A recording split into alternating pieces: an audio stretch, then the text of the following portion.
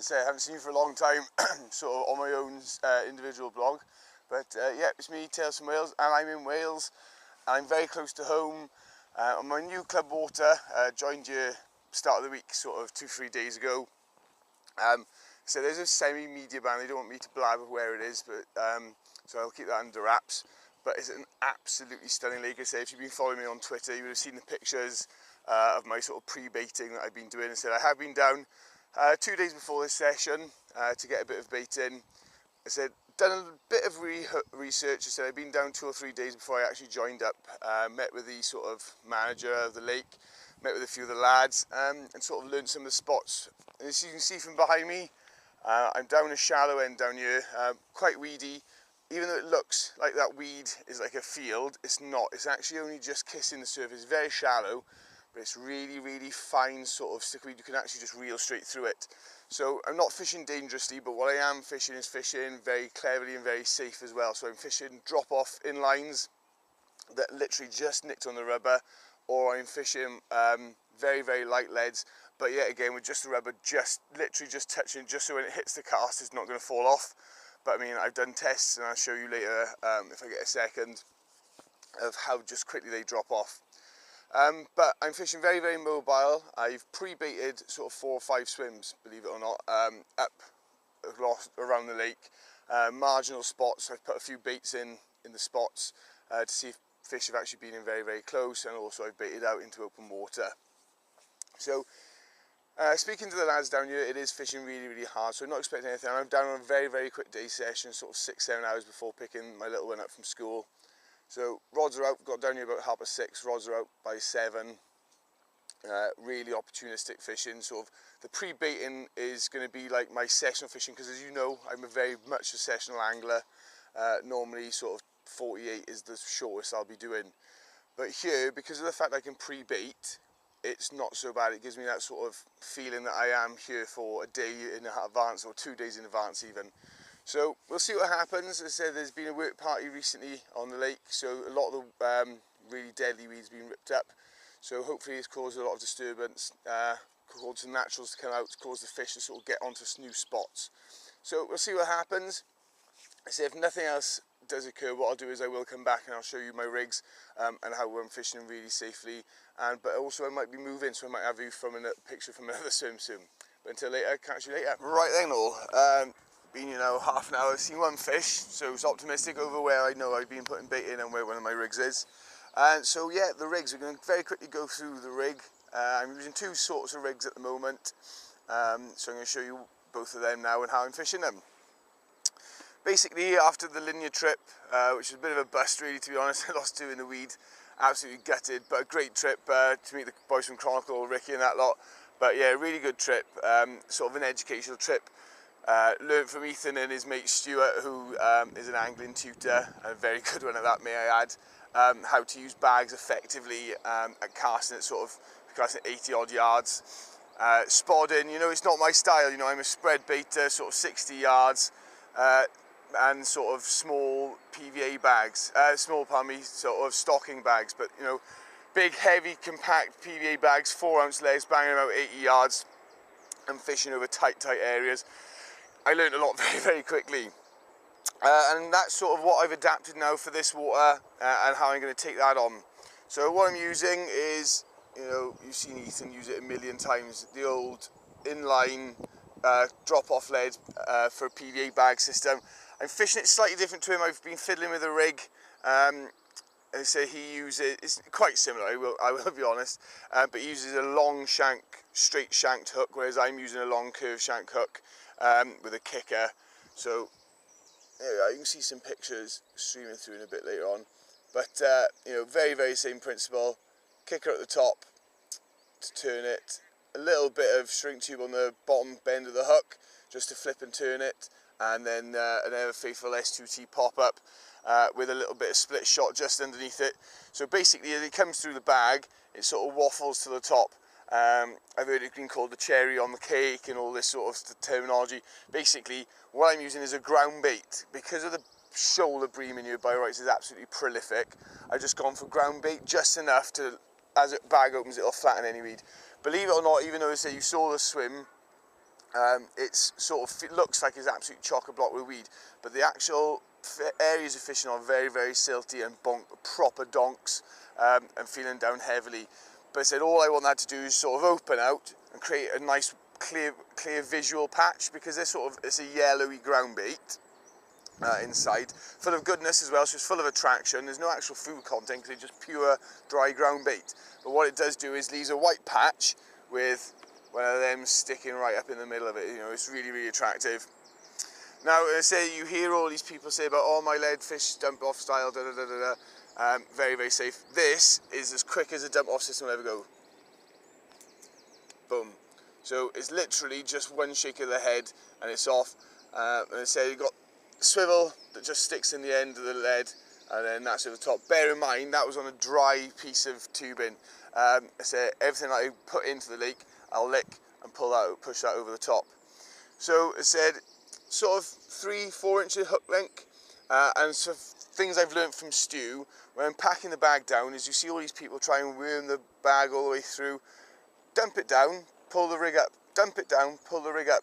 That will automatically make sure that your rig is straight all the time.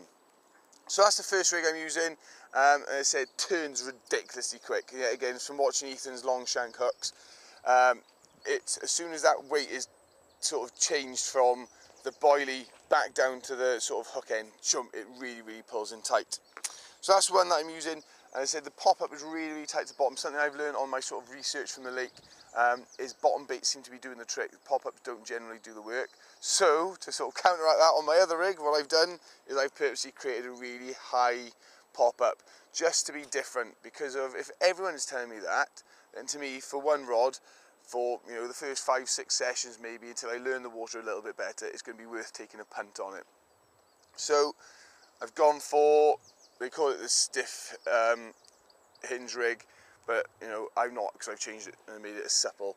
So it's a hinge rig but on a supple piece of coated braid, and then it's a chod section with a little white dumbbell pop-up.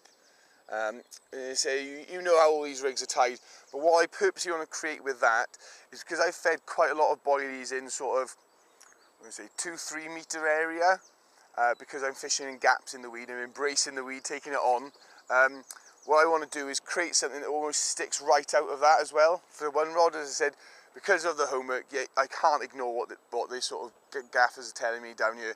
I don't want to take that sort of without any regard to it. So basically what I've done is I fished that on 2 rods, and then on the 3rd rod I've taken the punt and put that, so it's sitting sort of 2.5-3 inches maybe off the bottom. But I know now, as I said, I've tested the margin and literally just painstakingly sink in. And I said this supple bit then just obviously loops over anything, but I know that is going to be fishing good, and we know how effective chod sections are. They absolutely nail fish, because that's what I want to do really. I want to pinch one up really, really quickly, get one off here. But as I say, it is fishing hard, so we're not expecting too much. But I said those are the rigs I'm using, and with that I'm fishing, as I said, I'm fishing a normal lead clip system because it booms out from the lead clip. But it's fished, literally just nicked on, soaked in saliva as well, the clip, and just nicked on.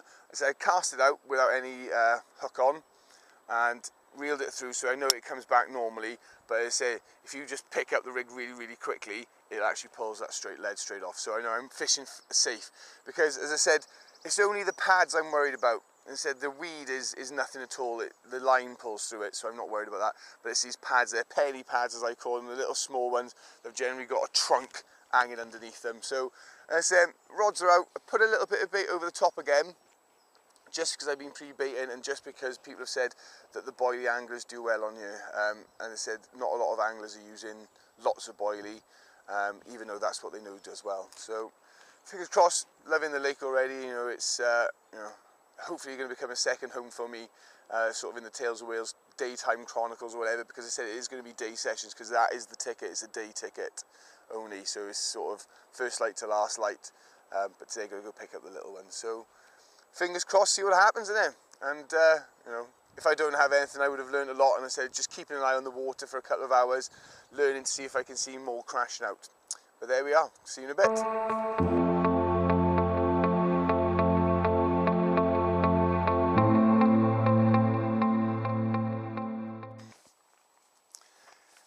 say you might have noticed, cunningly astute of you, that immediately behind me is a different scene.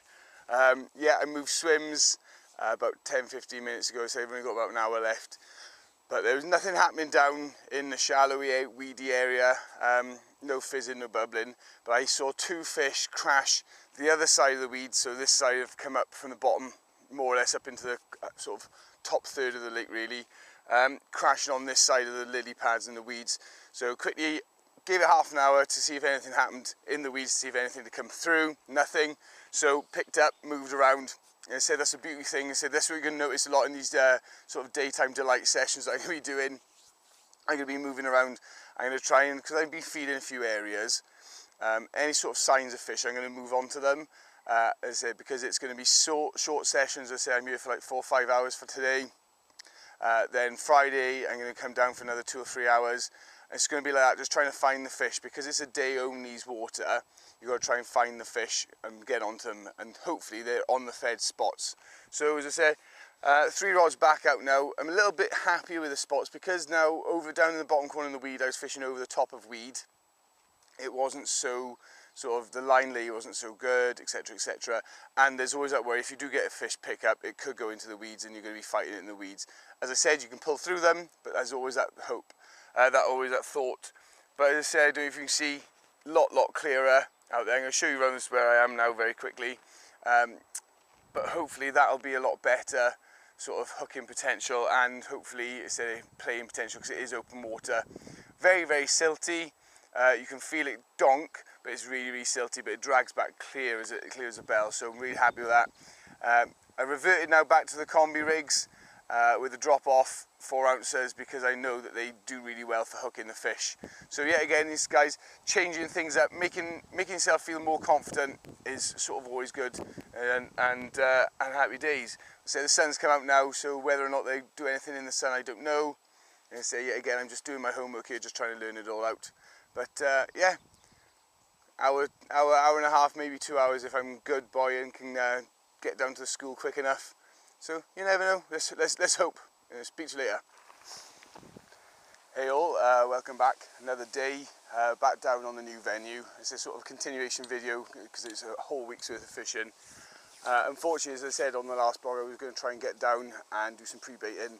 Unfortunately, due to work being mental, I just haven't had the time at all, unfortunately. So I'm back on the area where I was 2 days ago. So praying for something. Weather felt really, really good earlier. It was drizzly, it was overcast, the pressure had dropped. Unfortunately, starting of this heat wave that's meant to be coming over the next couple of days, you said the wind is blowing behind me, but it's still really, really sort of muggy and thick in the air. So unfortunately, not explaining, I'm down for 3.5 hours. You know, literally just pinching in some time between work and family time, basically. But the rods are out, testing out some new gear. I've bought some new Stevie Nev's alarms and stuff like that, just tarty stuff really, but besides the point. So hopefully they'll bring me some good luck and they'll scream off. But on the spots, in the little gaps that I showed you before, and just praying and hoping that there's a quick fish in it for me. If not, hopefully next I'm going to get 48 hours down back on the birch from the first session down there in weeks and weeks and weeks, and see what we can do there. But until later, if I get a fish, I'll see you again. If not, we might do a little bait prep check with that old stinky stuff I've been telling you about. Loads of people are asking about it, so I'm just going to go through quickly how I use it. So I'm going to do that later on, or maybe have a fish in between. But if not, catch you later.